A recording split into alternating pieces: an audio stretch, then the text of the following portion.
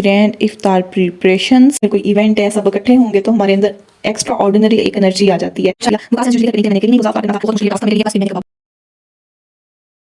वालेकुम, welcome back to my channel, welcome back to another vlog. आज का vlog उन सब के लिए जिनको मेरी तरह फैमिली गैदरिंग्स करने का बहुत शौक है। साथ में मिलके करेंगे ग्रैंड इफ्तार प्रिपरेशंस। उससे पहले चैनल को सब्सक्राइब कर दें, वीडियो अगर अच्छी लगे तो लाइक भी कर दीजिएगा। मैं कर रही हूँ ग्रैंड इफ्तार की प्रिपरेशंस। हमारे घर पूरी फैमिली ने इकट्ठे होना है माशाल्लाह से, तो बस उसकी तैयारी करूँगी। ये सारी तैयारियां हमने करनी है एक दिन पहले। क्या क्या ज़रूरी काम करने हैं एक दिन पहले वो सब कुछ शेयर करूँगी, साथ कुछ टिप्स आपको दूँगी।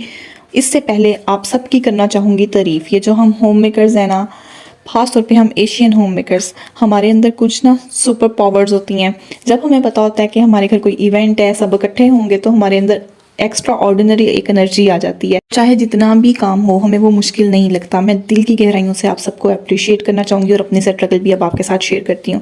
तो सबसे पहले स्टार्ट करते हैं क्लीनिंग से। ये सब वो काम है जो आप अगर दावत से एक दिन पहले कर लेंगे ना, तो जिस दिन आपका इवेंट होगा उस दिन आप थकेंगे नहीं, फ्रेश लगेंगे। ये हमारा गेस्ट रूम है। ये वैसे इतना ज़्यादा कभी भी मैसी नहीं होता, लेकिन हमारे घर गेस्ट आए हुए थे बहुत ज़्यादा, जिसकी वजह से थोड़ा सा मैसी हो गया है।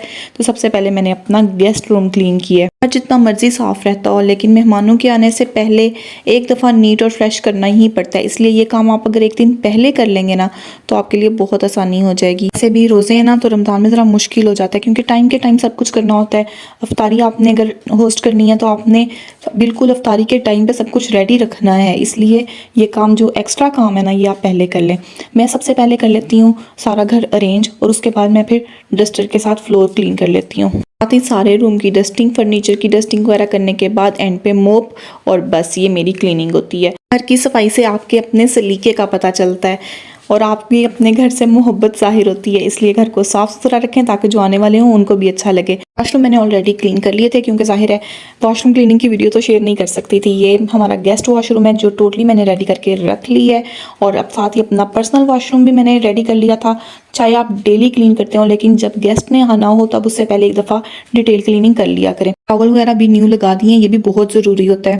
घर में खुशबू का होना भी बहुत ज़रूरी है, इसलिए अच्छे अच्छे एयर फ्रेशनर लाजमी ख़रीदें, या कोई ना कोई खुशबू वाली चीज़ लाजमी ख़रीदें, जिससे आपके घर में अच्छी अच्छी खुशबू आती रहे। ये जो एरिया, ये हमारा मेन सिटिंग एरिया, यहाँ पे ही हमारा ज़्यादातर टाइम गुजरता है और यही सबसे ज़्यादा मैसी होता है।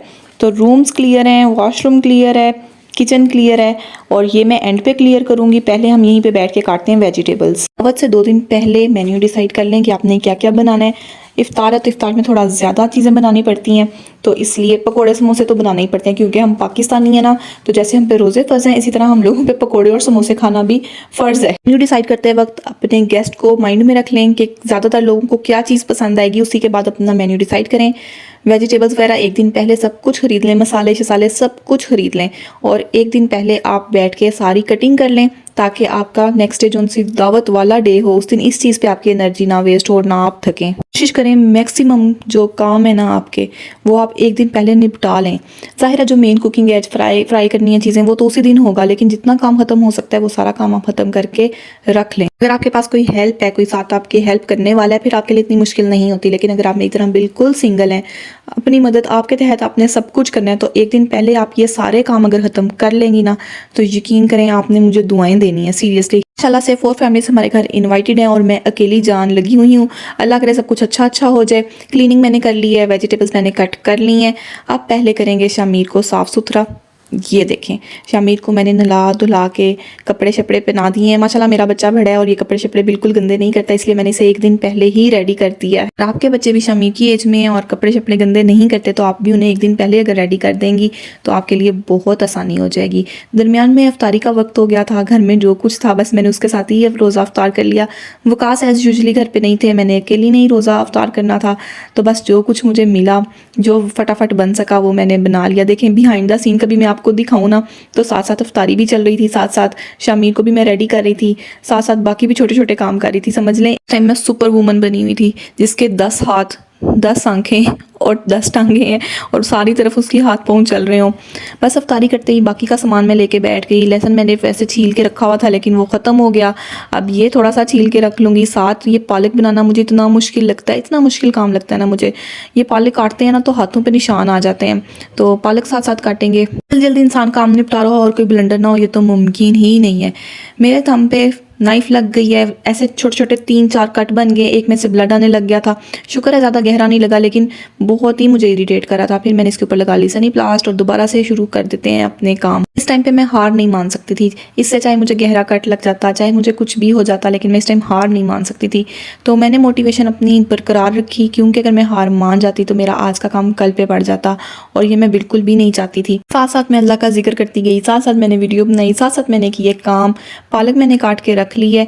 अच्छा, ये पालक ना अंदर से चेक करके लिया करें। ये देखें अंदर से कितनी ख़राब पालक निकली है, ऊपर से इतनी फ्रेश थी, इतनी अच्छी लग रही थी, और अंदर से देखें सारी ऐसे ना गल गई है। मेरे अब हाथों की हालत चेक करें, वो जो ग्रीन ग्रीन मैं कह रही थी पालक के निशान लग जाते हैं, वो लग गए हैं। और इस टाइम जल्दी में मुझे ग्लव्स भी नहीं मिल रहे थे। अफ्तारी बनाने के बाद मैंने साथ ही ये कबाबों का सामान ऊपर रख दिया था।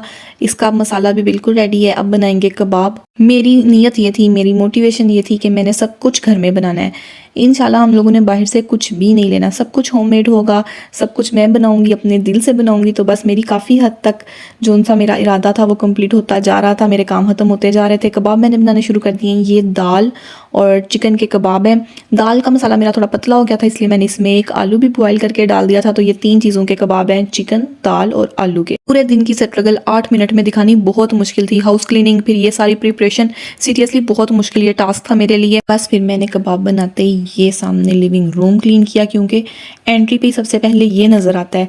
बाकी सब कुछ साफ़ हो, ये गंदा रह जाता तो अच्छी बात नहीं थी। शामिर की साथ तबीयत गड़बड़ हो गई है, इसको फ्लू है, ये आराम से अब रेस्ट कर रहा है। तो यहाँ पे दुख लग गया कि शायद मैंने शामिर को नहलाया, इस वजह से शामिर को फ्लू हो गया।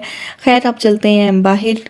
बाहर जैसे ही मैं एंटर हुई तो किसी ने हमारी लाइटें तक नहीं चलाई हुई थी। पहले गार्ड अंकल आते हैं, लाइट्स ऑन कर जाते हैं। आज पता नहीं वो क्यों नहीं आए, इतना अंधेरा था बाहर। सारा दिन कामों में मैंने भी बाहर नहीं देखा। बारिश भी होके हटी और यकीन करें मुझे अंदर पता भी नहीं चला। ये रोड देखें गीली गीली नज़र आ रही होगी।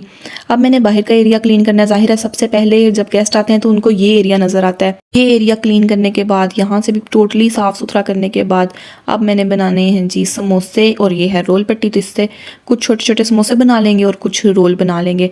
अभी मैं इसका क्लिप बना ही रही थी, इसकी मैं वीडियो बना ही रही थी कि अचानक से मुझे आ गया अवकाश का फ़ोन। अवकाश ने तो फ़ोन करती मुझे इतनी जल्दी डाल दी है कि बस जल्दी जल्दी रेडी हो जाओ, मैं 10 मिनट में आने वाला हूँ। असल में मेरी है बर्थडे, 29 मार्च को मेरा बर्थडे है और 12 बजने वाले हैं। आई थिंक अवकाश ने कुछ सरप्राइज़ प्लान किया है। मैं इतना थक चुकी हूँ सारा दिन काम कर करके, सारा दिन काम कर करके मेरी बस हो गई है। और एक काम जो मेरा पेंडिंग रह गया है वो अब मुझे तंग कर रहा है। के बाद मुझे क्या सरप्राइज़ मिला या क्या कैसे हमने सेलिब्रेट किया, उसका मैं लिंक डिस्क्रिप्शन में लगा दूंगी, वो भी देख लीजिएगा। और हमारी दावत कैसी रही उसका लिंक भी डिस्क्रिप्शन में लगा दूंगी, वो भी देख लीजिएगा। उम्मीद करती हूँ ये व्लॉग भी आपको अच्छा लगा होगा। मेरी प्रिपरेशंस, मेरी स्ट्रगल्स आपको पसंद आई होंगी। थैंक्स फॉर वॉचिंग इकरा अवकाश व्लॉग्स।